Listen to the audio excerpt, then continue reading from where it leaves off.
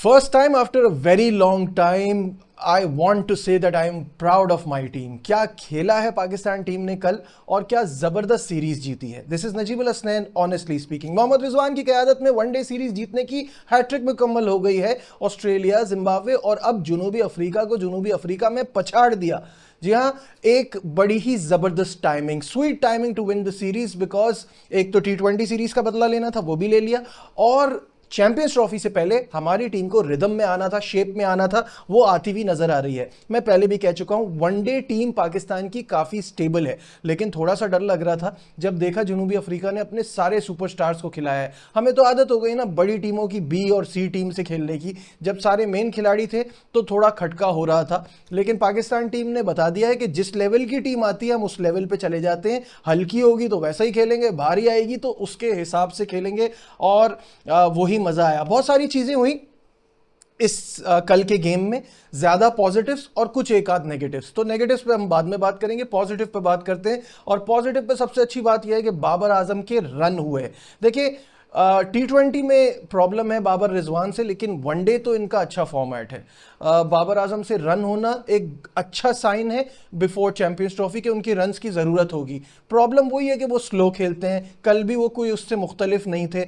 76 के strike rate से उन्होंने यहाँ ये रन किए, जो कि ऑब्वियसली थोड़ा स्लो था, और अगर वो ज़्यादा लंबा करते तो शायद पाकिस्तान इतने स्कोर तक नहीं पहुंच पाता.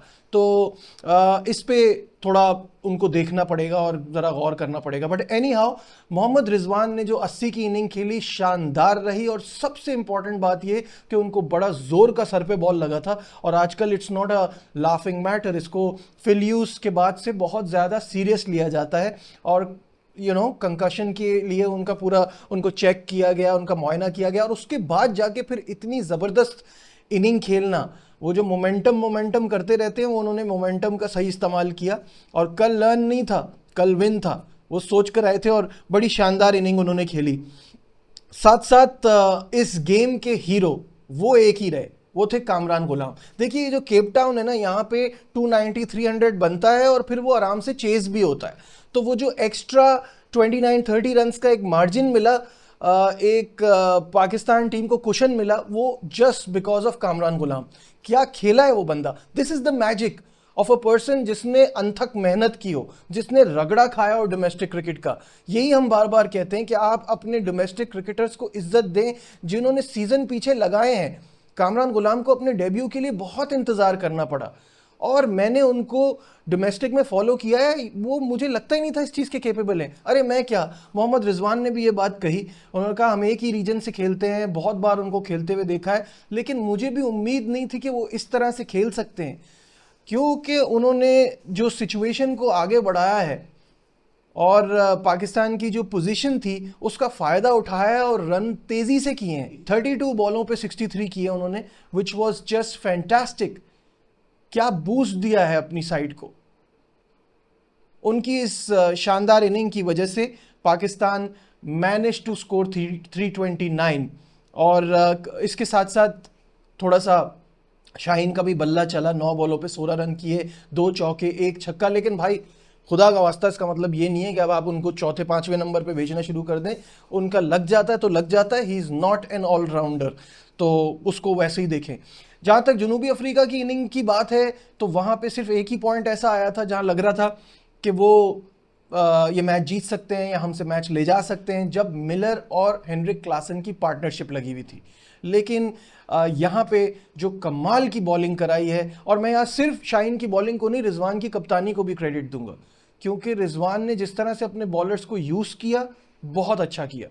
उन्होंने शाहीन पे भरोसा किया, उनको दोबारा लेकर आए. शाहीन बड़े लीथल साबित हुए, बेहतरीन बॉल कराई. उन्होंने मिलर की विकेट ली, उन्होंने मार्को येंसन को जिस तरह से बोल्ड किया, इट वाज फैंटास्टिक. तो गेम पूरा पाकिस्तान के कंट्रोल में आ गया था.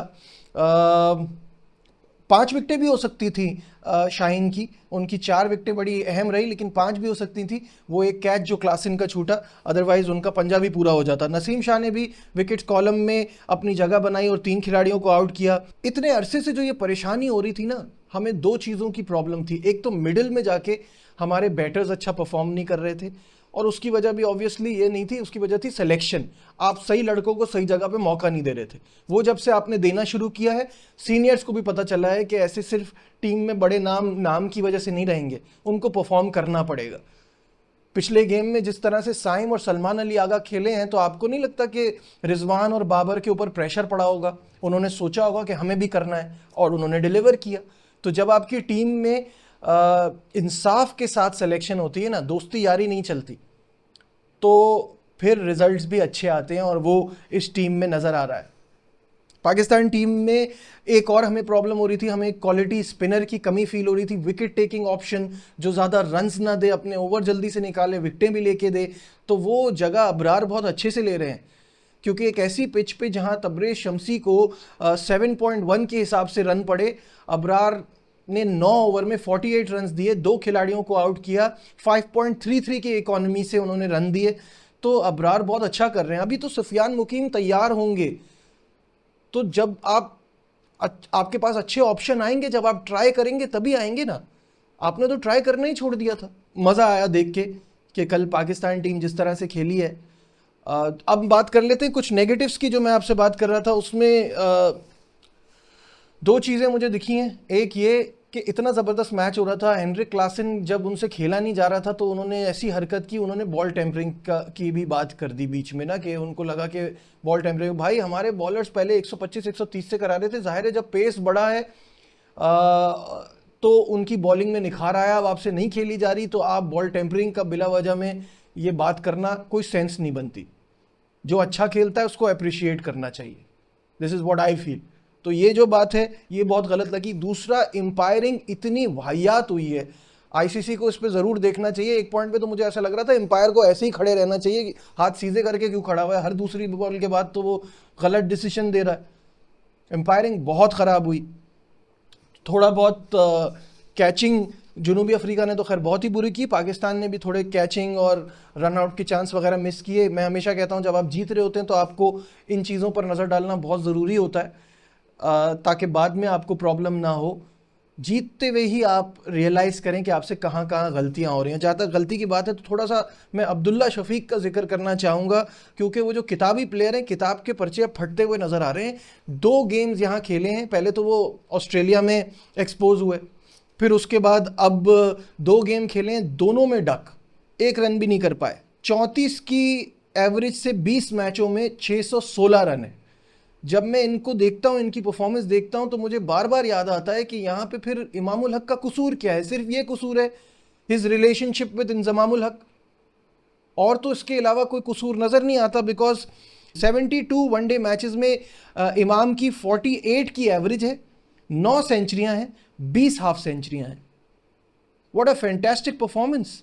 आप ऐसे प्लेयर को कैसे ड्रॉप कर सकते हैं? एक वर्ल्ड कप गलत गया था, ख़राब गया था, वो भी ऐसा नहीं था, उसमें भी 31-32 की एवरेज थी, कोई ऐसा कोई एक्स्ट्रा ऑर्डिनरी बुरा नहीं था। ओवरऑल आप परफॉर्मेंस देखें अब्दुल्ला शफीक के, तो अगर आप एक वो इंग्लैंड के खिलाफ पटाखा विकेट पे 102 की इनिंग निकाल लें, तो टेस्ट में भी उनकी 12 इनिंग्स में 76 रन हैं। तो ये किस बेस पे इतना मौका मिल रहा है और किसी को निकालना होता है? चलें, आप फ़खर जमान को के पीछे तो आपने ये रीज़न दिया ना कि उन्होंने वो ट्वीट की थी, उनकी फ़िटनेस का भी इशू है, ये सारे मसले मसाइल डाल के आपने वो बेसिकली ट्वीट और कनेक्शन कैंप का उनको सज़ा मिली, वो बात समझ में आ गई। इमामुल हक के साथ ये क्यों हुआ? वनडे से तो ये शख्स ड्रॉप ही नहीं होता था। खैर, चैम्पियंस ट्रॉफी करीब है, इन तमाम चीज़ों पे थोड़ा सा गौर करना है। अगेन मैं हमेशा कहता हूँ कि आपको ज़रा सी एडजस्टमेंट, ज़रा सी ट्यूनिंग करनी होती है और आप जो है वो बेटर रिजल्ट्स दे पाते हैं। कल भी पाकिस्तान ने ये किया। अब पाकिस्तान से हमें आखिरी वनडे इंटरनेशनल में भी यही उम्मीद है। वो जो बाबर रिजवान दोनों मोमेंटम और डोमिनेट का वर्ड यूज़ करते हैं, वही करना है आखिरी मैच में भी। इंशाल्लाह जीत पाकिस्तान की होगी। वीडियो के बारे में आप क्या सोचते हैं? कमेंट्स में ज़रूर बताइएगा। लाइक, शेयर, सब्सक्राइब देखते रहिए Najibul Hasnain honestly speaking. Bye.